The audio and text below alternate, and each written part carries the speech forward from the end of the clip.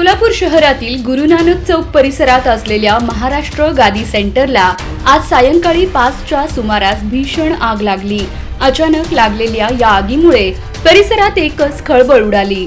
आग लागल्याचे लक्षात येताच नागरिकांनी पाण्याच्या सहाय्याने ती विझवण्याचा प्रयत्न केला। काही तरुणांनी तर थेट गच्चीवरून चढून आगीवर नियंत्रण मिळवण्यासाठी प्रयत्न करताना दिसून आले। सलमान नदाफ यांचं हे महाराष्ट्र गादी सेंटर आहे। दरम्यान घटनेची माहिती मिळताच सोलापूर महानगरपालिकेच्या अग्निशमन दलानं तातडीनं घटनास्थळी धाव घेत आगीवर नियंत्रण मिळवण्यासाठी प्रयत्न सुरू केले। तब्बल 1 तासाच्या अथक प्रयत्नांनंतर आग नियंत्रणात आली। या आगीत गादीसाठी वापरण्यात येणारा कापूस आणि इतर साहित्य पूर्णतः जळून खाक झालं आहे। आगीमुळे मोठ्या प्रमाणावर आर्थिक नुकसान झाल्याचा अंदाज वर्तवण्यात येत आहे।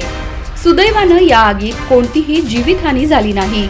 नेमकी आग कशामुळे लागली याचं कारण अद्याप स्पष्ट झालेलं नाही।